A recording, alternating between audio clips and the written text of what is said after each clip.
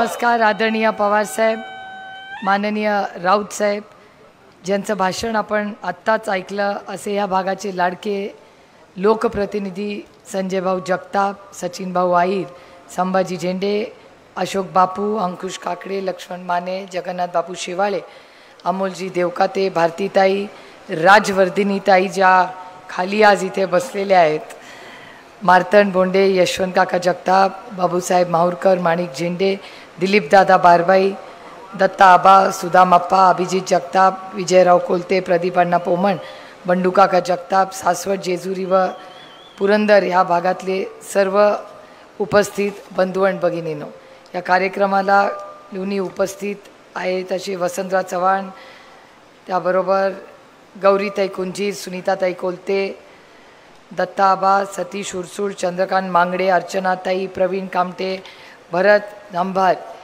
भरत जांभरे, व्यासपीठावरील सर्व मान्यवर उपस्थित बंधू आणि भगिनींनो, शंकर नानांनी ज्यांनी अप्रतिम अशी पदयात्रा परवा घेतली, परवा ते आणि आपले प्रदीप कामटे, मला वाटतं आपण प्रवीण दादा 4 तासाची पदयात्रा तुम्ही सगळ्यांनी जी हवेलीमध्ये घेतली त्याबद्दल मी तमाम पुरंदर आणि हवेलीच्या सगळ्या काँग्रेस, राष्ट्रवादी काँग्रेस आणि शिवसेने गटाचे मनपूर्वक आभार मानते की अप्रतिम अशी आम आदमीचे पण सगळे सहकारी होते, वंचितचेही होते आणि मला राऊत साहेबांचेही मनपूर्वक आभार मानायचे आहेत की राऊत साहेब आता ह्या व्यासपीठावर आणि खाली मी तुमच्याबरोबर पैज लावते की कोण कुठल्या पक्षाचा तुम्ही मला दाखवा, कारण इतक्या अप्रतिम पद्धतीने सगळेच कार्यकर्ते एक झालेत की महाविकास आघाडी म्हणला तर सगळे हात वर केल, तुम्ही पक्षाचं नाव घेतलं तर तुम्हाला कळणार नाही, इतका सुंदर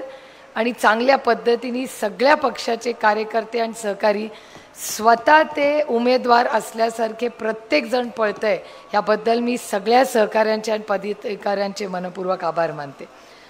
संजय जगतापांचं भाषण मी आत्ता ऐकत होते, त्यांचे मी जाहीर आभार मानते की आम्ही दोघांनी 5 वर्ष एकत्र हा खूप चांगला प्रवास आम्ही केलेला आहे आणि आमच्या दोघांबरोबर व्यासपीठावर प्रत्येक जण आज जो बसला आहे किंवा खाली हे सगळे पदाधिकारी बसलेत, तुमच्या प्रत्येकाच्या प्रयत्नामुळे आज जो विकास 5 वर्षात आम्ही करू शकलो आहे, हा तुमच्या सगळ्यांच्या प्रयत्नातून एक उत्तम टीमवर्क म्हणून आपण सगळे पुरंदरला काम करतो, याबद्दल मी सगळ्या तमाम काँग्रेस, राष्ट्रवादी काँग्रेस पक्ष, शिवसेना, आम आदमी आणि वंचित आघाडीच्या सगळ्या सहकाऱ्यांना आणि पदाधिकाऱ्यांचे मनपूर्वक आभार मानते.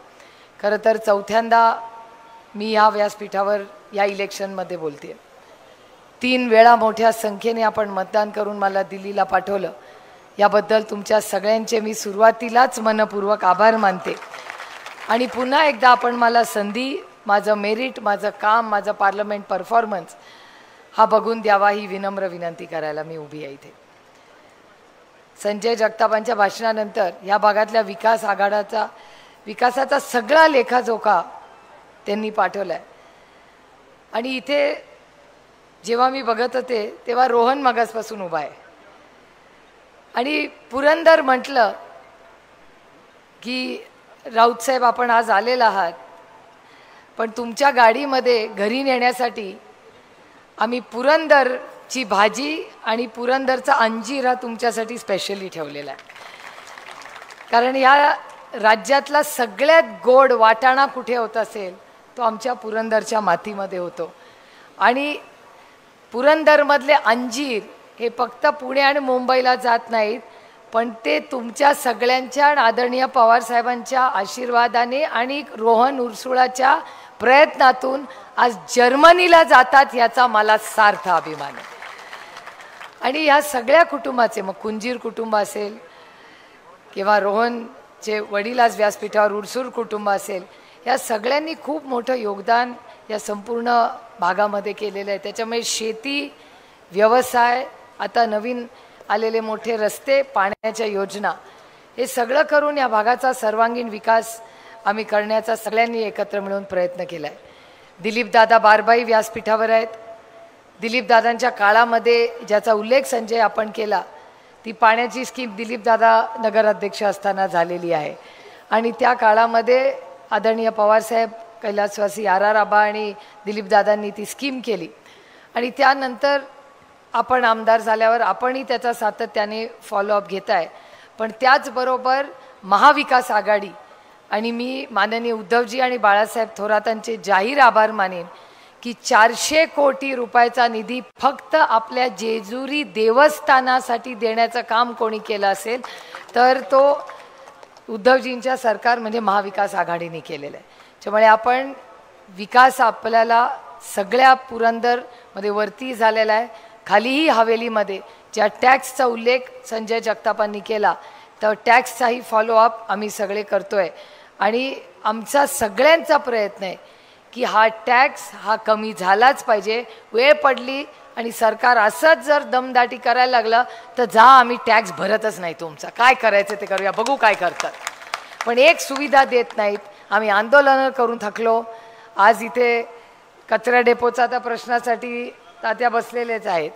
त्यामुळे आपल्याला ते एक मोठं यश आपल्याला सगळ्यांना मिळालेलं आहे की आज कोणीही देवाच्या उरुळीतून जेव्हा जातो तेव्हा खिडकी खाली करून तुम्हाला फिरता येतं. याचं कारण ह्या सगळ्यांनी ज्या हवेलीमधल्या सगळ्या आपल्या सहकाऱ्यांनी ज्या आंदोलनं केली त्या आंदोलनाचं यश म्हणजे तो कचरा डेपो आज जो साफ झाला आहे तो. त्यामुळे अनेक असे तुम्हाला सांगण्यासारखे मुद्दे आहेत आणि एअरपोर्टचा मी तुम्हाला सांगते ज्याचा उल्लेख दोघांना झेंडे साहेबांनी केला आणि संजय जगतापांनी केला की एअरपोर्टचा उशीर हा कुणामुळे झालेला आहे हे सगळ्यांना माहिती आहे. जे भाषण करतात त्यांनाही माहिती आहे. त्याच्यामुळे आणि एअरपोर्टचा प्रोजेक्टची जमीन ही आपली जबाबदारी आहे.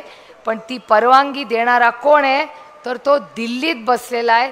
त्यांनी उशीर केला आहे म्हणून तो एअरपोर्ट. आणि एक लक्षात ठेवा, तुम्हाला थोडीशी माहिती देते की हा एअरपोर्ट त्या शिरूर लोकसभा मतदारसंघात होणार होता.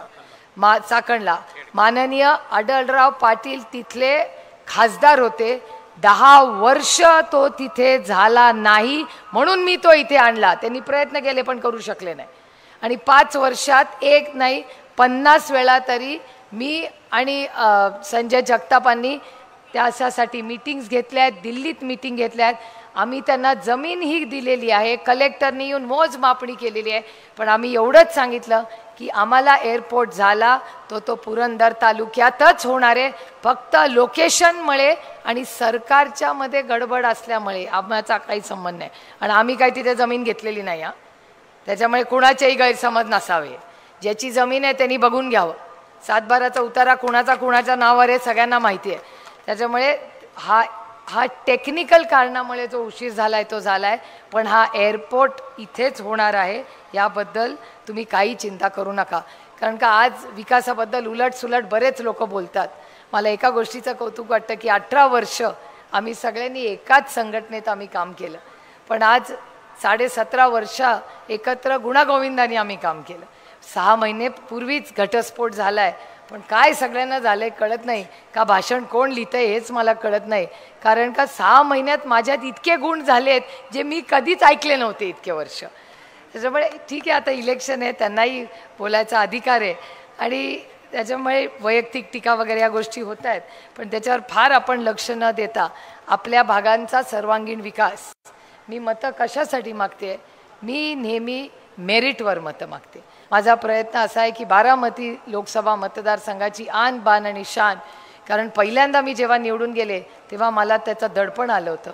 कारण का अनेक वर्ष आदरणीय पवारसाहेब ह्या मतदारसंघाचे लोकप्रतिनिधी म्हणून दिल्लीला जात होते आणि 10 वर्ष सलग काम म्हणून जेव्हा द्रौपदी मुर्मू महिम राष्ट्रपतींनी माझा सत्कार केला त्या दिवशी मनाला आनंद वाटला की 10 वर्ष मतदारसंघात चांगलं काम केलेल्या 3च खासदारांचा सत्कार झाला. त्यापैकी मी एक होते. म्हणजे मला आनंद वाटला की आदरणीय पवारसाहेब तेव्हा माढ्याला निवडून गेले त्या मतदारसंघातून आणि मी इथून. तेव्हा ते दडपण जे होतं ते बरंचसं कमी झालं. पण एक गोष्ट खरी आहे की आता संजय जगताप म्हणले ही गोष्ट खरी आहे की हे इलेक्शन अतिशय महत्त्वाचं आहे.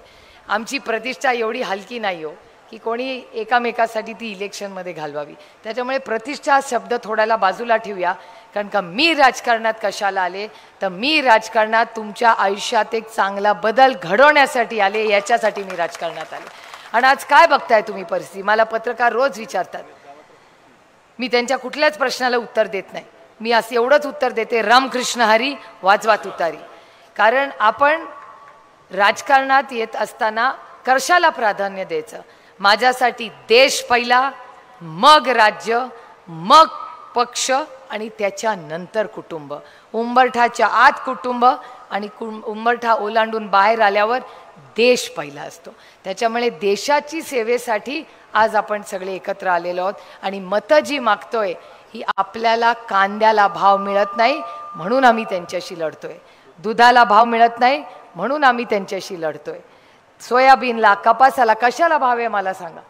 कशालाच भाव नाही. आज मला महिला भेटल्या की म्हणतात की ताई आपलं सरकार आणलं, पहिला तो गॅसचा सिलेंडरचा भाव कमी करा. आज डाळीचा भाव चेक करा काय झालंय, 200च्या वरती गेलेला आहे. ते बघा महिला सांगतातच आहे मला. त्याच्यामुळे महागाई, बेरोजगारी आणि भ्रष्टाचाराच्या विरोधात 2014 मध्ये जेव्हा त्यांनी आंदोलनं केली ती कशा विरोधात केली? तर महागाई, बेरोजगारी आणि भ्रष्टाचार. आणि आज 10 वर्षानंतर काय परिस्थिती आहे? महागाई वाढलेली आहे, भ्रष्टाचार वाढलेला आहे आणि महागाई, बेरोजगारी हे शिगेला पोचलेलं आहे. त्याच्यामुळे आपल्याला आज हा बदल करावा लागणार आहे. आणि एक बातमी तुम्हाला मिळणार आहे लवकर. आता तुमचं बिल येणार आहे ना विजेचं, ते जरा बघून घ्या, तयारी ठेवा.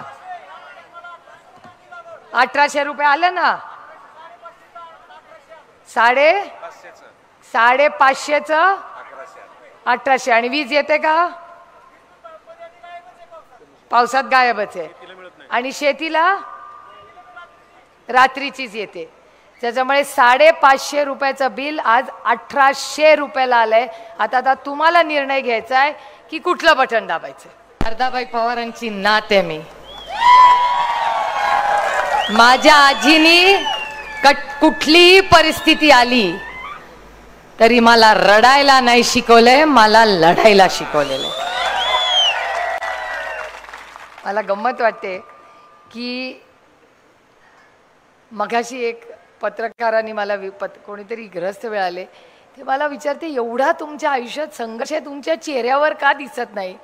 म्हटलं माझ्या लक्षात आलंय की पक्षामध्ये आणि चिन्हामध्ये बदल झाल्यापासून गर्दी वाढली आपल्या पुढची.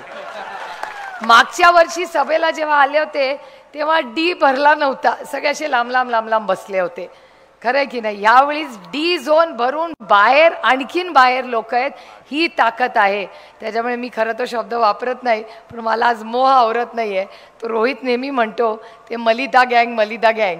मी कधीच वापरलेला नाही तो शब्द, पण आता मला असं वाटायला लागलं आहे की ती मलिदा गँग गेल्यापासून गर्दी वाढली आणि गँग कमी झालेली आहे. आणि मी तुम्हाला शब्द देते की ग्रामपंचायतीपासून लोकसभेपर्यंत आता पक्षात पूर्ण ताकदीने आपण लढणार आहोत. आणि सहकारातली प्रत्येक इलेक्शन हे महाविकास आघाडी आम्ही एकत्रपणे लढणार आहोत. प्रत्येक कार्यकर्त्याचा मान सन्मान होईल आणि हे कॉन्ट्रॅक्टरबाजी नाही चलेगा. ते कुठेतरी थांबलं पाहिजे. भ्रष्टाचार मुक्त महाराष्ट्र करायचा असेल तर महाविकास आघाडीला मतदान करा, हे आव्हान मी तुमच्या समोर करते. मी शब्द देते तुम्हाला, एक जरी कंप्लेन आली ना तुमच्याकडून तर आम्ही त्याच्यावर ॲक्शन घेऊ. हे सगळेजण रेकॉर्ड करून ठेवा माझं भाषण, कारण का बदल कुठेतरी झाला पाहिजे. त्यांनी भ्रष्टाचाराच्या विरोधात मतं मागितली. आज काय परिस्थिती आहे? आज उलटं झालेलं आहे. आज भ्रष्टाचार, आज आम्हाला जो विरोधातून दिल्लीवरनं येतो ना भाषण करतो तो म्हणलं पक्ष फुटला कारण पुत्री आणि पुत्रा प्रेमामुळे. अहो, भ्रष्टाचारातून आम्हाला मुक्त केल्याबद्दल मी आभार आहे, त्याच्याबद्दल मनपूर्वक आभार. आणि पुत्र आणि पुत्रीचं प्रेम हे भ्रष्टाचारापेक्षा नक्कीच चांगलं. आणि पक्ष कशामुळे फुटले? एक तर राष्ट्रवादी काँग्रेस पक्ष फुटलाच नाही आहे. तो काय झालंय त्याचं तुम्हाला सगळ्यांना माहिती आहे. आता ती पण लढाई चाललेली आहे. चिन्हाच्या खाली लिहिलेलं असतं की हे न्याय विस्तृत आहे, तुम्हाला माहिती आहे सगळ्यांना. त्याच्यामुळे ते पक्ष आणि चिन्ह नक्की कोणाचं आहे हे अजून माहितीच नाही. आता तिथे आहे, ठीक आहे. आता अदृश्य शक्तींनी ठरवलंच आहे. तुम्ही बघताय आपल्या शशिकांत शिंदेंचं काय झालं, काय रडीचा डाव खेळतात हे लोक. त्या निलेश लंकेच्या विरोधात प्रश्नचिन्ह, त्या अमोल दादाच्या विरोधात प्रश्नचिन्ह, तिकडे पण त्रास दिला. मग आम्ही कोर्टात गेलो, ऑर्डर काढली. आता शशिकांत शिंदेंच्या विरोधात कुठली तरी पुराणी केस काढली आहे आणि म्हणे आता त्यांच्या मागे पोलीस लावलेत. मी तुम्हाला शब्द देते की आमच्या महाविकास आघाडीच्या कुठल्याही कॅन्डिडेट, कुठल्याही कॅन्डिडेटला जर त्यांनी अटक केली किंवा गडबड केली, रान पेटू या महाराष्ट्रात, पण लोकशाहीला आम्ही जगू देऊ. हे रडीचा डाव चालणार नाही. अहो 200 आमदार आहेत, घरं फोडली, सगळं केलं. माझंच बघा ना, लांब कशाला उदाहरण द्या.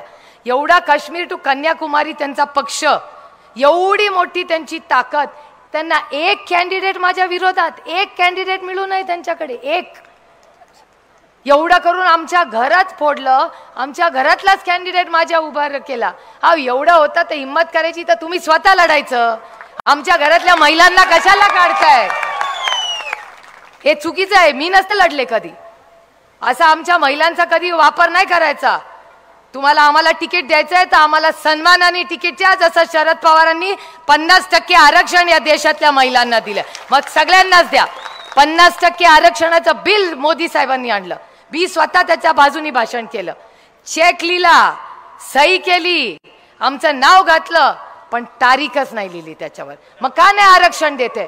मग जसं बारामतीला महिलेला तिकीट दिलं, तर महाराष्ट्रातल्या 50% महिलांना त्यांनी का नाही तिकीट दिली, याचं उत्तर आम्हाला द्या. हे फक्त षडयंत्र फक्त कुणावर आहे माहितीये का? हे आदरणीय पवार साहेबांवर आहे.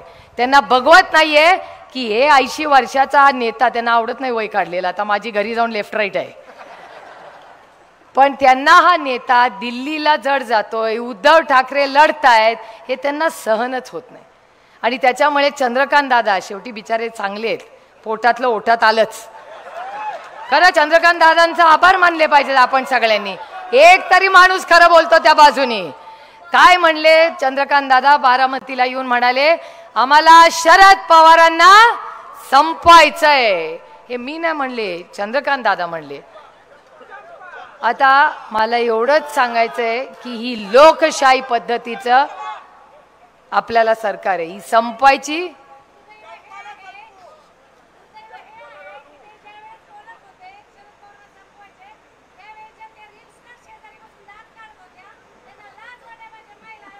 ठीक आहे, जाऊ द्या. माझं एवढंच म्हणणं आहे की संपवायची भाषा ही लोकशाहीमध्ये चालत नाही. लोकशाही पद्धतीने तुम्ही जरूर इलेक्शन करा, पण संपवायची भाषा अशी होत नाही. आणि आदरणीय पवार साहेबांना जोपर्यंत महाराष्ट्राची जनता ढाल बनून त्यांच्या समोर आहे ना, कुठलाही पक्ष नाही, कुठलाही नेता त्यांना संपवू शकत नाही. कारण का त्यांचं भाग्य. खरं तर माझ्यापेक्षा जास्त प्रेम किंवा आपल्या नात्यापेक्षा जास्त प्रेम तुम्ही आदरणीय पवार साहेबांना 6 दशक देत आहात.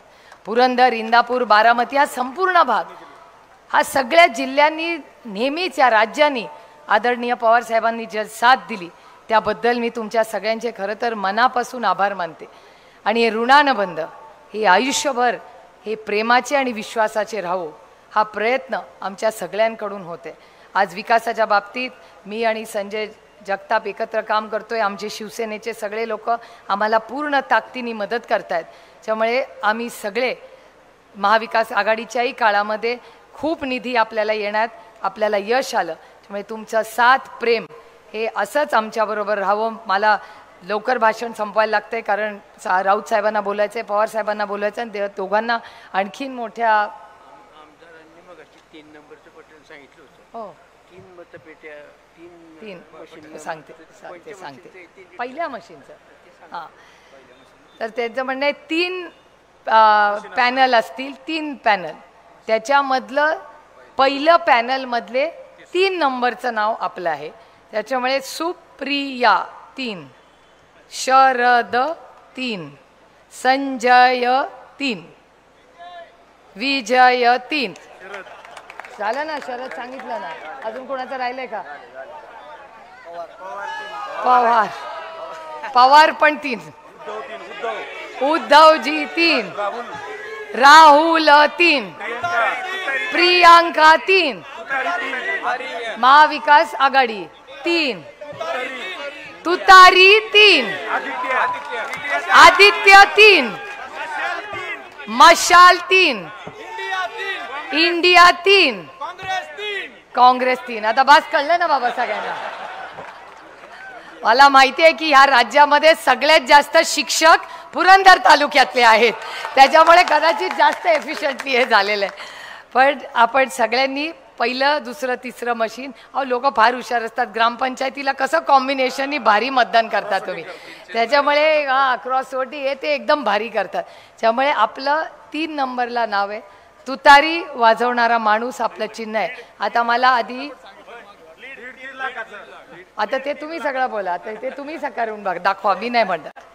पण तुम्ही बघा आता जे गेलं आपलं जुनं चिन्ह ते गेलं. ठीक आहे, आता त्याची फारशी गरज लागत नाही कारण का वेळ आता मोबाईलमध्येच बघायला लागते.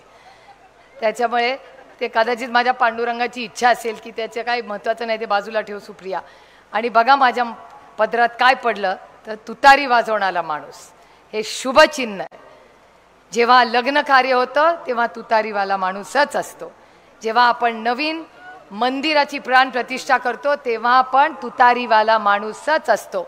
जेव्हा आपण नवीन काम करतो तेव्हा पण तुतारीवाला माणूसच असतो.